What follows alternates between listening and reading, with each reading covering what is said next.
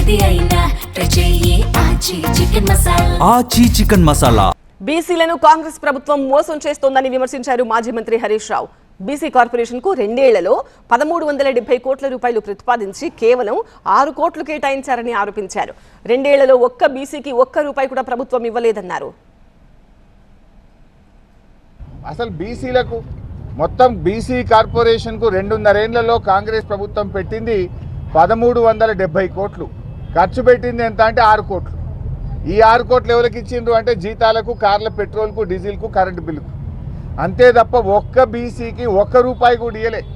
మొన్న అసెంబ్లీలో మేము గట్టిగా అడిగినాం, ఏం సంగతి అయ్యా బీసీలకు ఏం చేసినాం అంటే 6 కోట్లు ఇచ్చిన. బడ్జెట్లో పెట్టింది 1370 కోట్లు, ఖర్చు పెట్టింది 6 కోట్లు. 6 కోట్లు కరెంటు బిల్లుకు, జీతాలకు తప్ప ఒక్క బీసీకి కూడా మేలు చేసింది లేదు. పేరుకు కార్పొరేషన్లు పెట్టిండ్రు.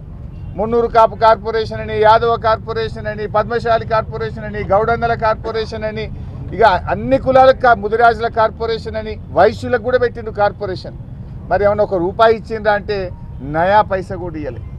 పేరుకే కాగితాల మీదనే నిధుల కేటాయింపు, కాగితాల మీదనే కార్పొరేషన్లు తప్ప మా బీసీ కులవృత్తులకు, మా బీసీలకు ఒక్క రూపాయి కూడా ఇవ్వని ప్రభుత్వం ఇవాళ కాంగ్రెస్ ప్రభుత్వం.